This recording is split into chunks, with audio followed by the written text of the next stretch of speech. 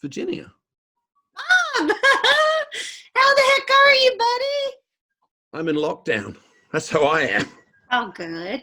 I'm glad to see they're taking it all seriously over down under. They're not. Not enough, anyway. My lockdown's self-imposed. So what do I owe the pleasure, Virginia? Just checking up on you. How's Sandra? Sandra lost the battle last August. Oh, my God. Oh, Robert, I am so sorry. I had no idea. You left social media, and so... Yeah, a decision I'll never regret. Oh, I'm truly sorry. I always loved her. Such a warm human being. Yeah, I noticed that. And once or twice in the 34 years I was married to her, but thanks for pointing it out. I was on the verge of forgetting. Yeah, well, I'm glad to see you're still the same, Bob. Always quick with that snarky comeback. Imagine you're suffering with the rest of Trump's America. Yeah, the kids and I are doing okay. We're keeping each other positive, and I've got these groups that get together, help us stay connected. Facebook, I imagine. That was silly. Just these circles, we have these long, hilarious Zoom calls once a week. Every Sunday, huh? They are every Sunday, actually. How did you know? Jen, you can just say church. I won't explode. You sure about that, Bob? Look, I'm glad you got friends, Jen. Of course I am. Well, we're not really friends per se. What? You only ever say per se when you're not wanting to admit to something. Really? Well, I wish you told me that in college. But sure, call them my friends. It's just we don't have that much in common is all. Except the important things. Except the things that we find important, sure. And for that, I'm glad. Go on, Robert. Let it out. I'm sorry? Have at it. I can tell you want to. You have my permission. Just this once. Is that why you got in touch? To trap me into a fight? No one's trapping anybody. I just know how you feel about all this stuff, so I'm letting you indulge yourself. I see. So because you allowed me to rant, you gained the moral high ground. Not everybody's mind works like that. Jen, I've absolutely no interest in offending you. Oh, I won't be offended. I've got my shield. Your faith, you mean? Mm-hmm. Works like a charm when I need it to. So I'll just sit back and let you go to town on all the things I hold most dear, and I won't feel a thing. Where's the fun in that? I really am very sorry about Sandra. I know. Everyone's sorry. I've yet to meet someone who said, you know what, Robert? I'm not sorry at all. Your wife was a real cow. I doubt you ever will. There was one chap, this young fellow I worked with, still quite new to grown-up concerns. When I came back to the office, the first thing he did, and we barely interacted before this, mind, he grabbed me in a big bear hug and whispered in my ear, "I'm here for you, Ray." Ray? He thought you were a Ray. Evidently. You are nothing like a Ray. Look, I was just touched that he felt such grief for a man he hadn't even bothered to learn his name. You've been dining out on that story ever since, haven't you? Wouldn't you? No, Robert. Not everybody enjoys the embarrassment of others.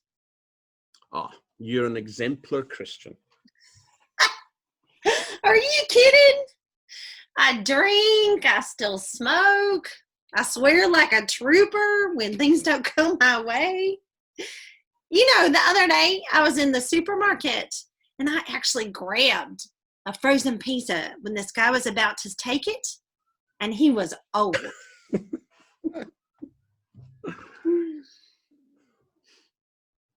Mm, Can I ask you something? of course. Have you always found it easy, your faith?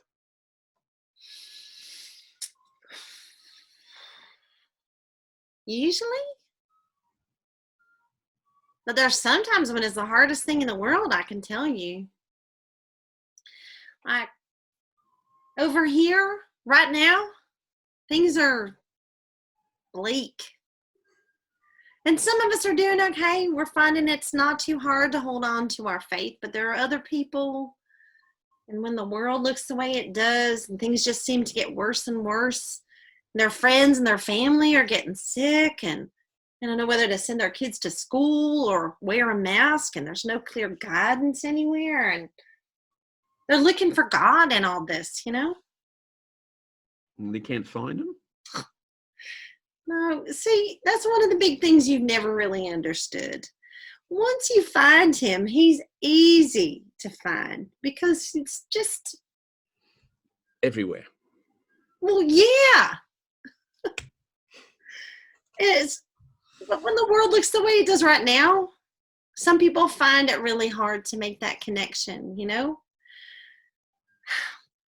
Why isn't God pitching in a little bit more around here? Yeah. Why do bad things happen to good people? Exactly. And they're trying to draw a line between God's plan and all of this. Oh, good luck with that, love. Look, you missed the point again. I'm talking about some Christians, but I'm not one of them. Oh, so you're just sitting back letting God do his thing, like you were going to do with me and my ranting? No, not really. To be honest, I'm not completely sure I fully believe in God's plan. You asked if it was always easy for me to have faith, and the answer is not really. Not right now. You're losing faith? Absolutely not. I will always have God in my life. I will not lose faith even if the world gets 10 times worse than it is right now. But when things go this wrong, when bad things happen in the world, especially to people I care about, I get pissed off. And you can't really hate on God if you don't believe in him, can you? Guess not. It's like Sandra. What's like Sandra? Robert, when I called you today, and when I tried calling you every couple of days for the last few weeks, I gotta be honest, I was good. I was feeling pretty good, really, all things considering. You know, I got my kids, we're looking after each other and supporting each other, and I was in a great mood. I was like one of those happy, clappy Christians, you know? I was like, ding dong, have you heard the good news? America is fucked, but hey, Jesus. What's the word you used? Exemplar. And bloody annoying, I might add. Don't push it. And then you told me about Sandra, and I just deflated faster than a helium balloon. All that anger I've been feeling towards God, it's been building up inside of me. It just rushed forward like a momentum, this tidal wave of anger. Balloons and tidal waves. I've forgotten your love of a good metaphor. Oh, hush up. I'm being real here. I adored Sandra. I know you heard it all before, but I did. And you know what? She wasn't a Christian, happy, clappy, or otherwise. But she was 10 times nicer a person than I will ever be. Think Sandra would have taken that frozen pizza out of that guy's hands? Not in a million years. She had her own moral code, and it wasn't from any scripture. It was her own, and it was wonderful, and it made her wonderful. You were so, so lucky to have her. And I am pissed off that she is not there to self-impose, self-isolate with you. It does not seem fair. And although I love God, I'm not okay with that. And I don't mind him knowing. For Christ's sake, I loved you more than you knew in college. Does that mean I never got mad at you? The hell it did. Look, I will always have God in my life. Sometimes I love him so much, I think he's what keeps me alive. But right now, he has got some explaining to do. And later on today, I'm going to go into my yard and I'm going to rail on that motherfucker. I am. I'm going to be like Jesus in the garden, only louder and way bitchier. And it may not make me feel better. It probably won't, because it won't bring her back to you. And it won't make my friends any less afraid.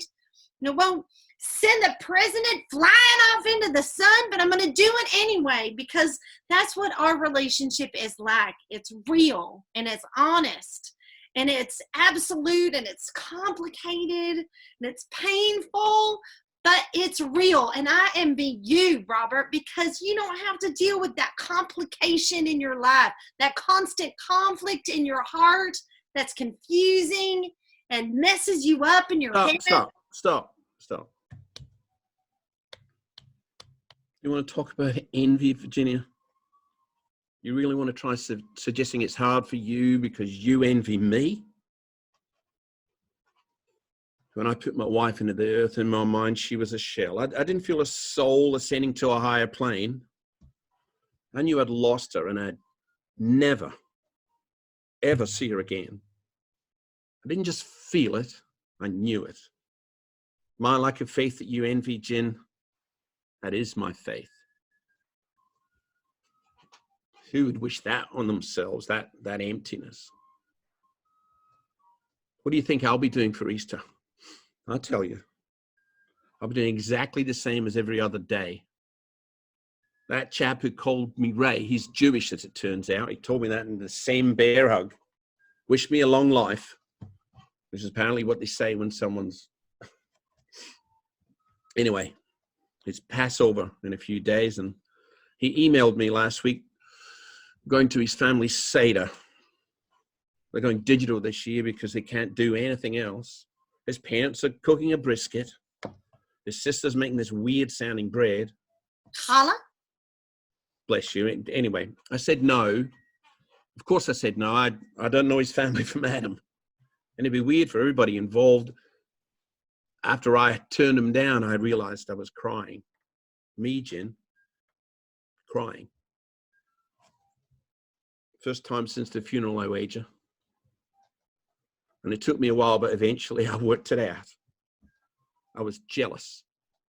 And I just made it worse. Knowing that, I'd never have that. I could slow cook a brisket. I could make some funny bread. Challah. Jen, are you ill?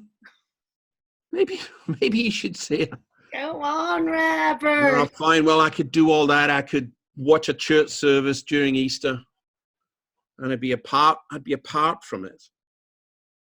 I'd be an observer, I wouldn't be part of the club. I know the kingdom is open to all. You don't have to remind me. I wasn't going to. But like you know in your heart, for God's sake, that God's there for you.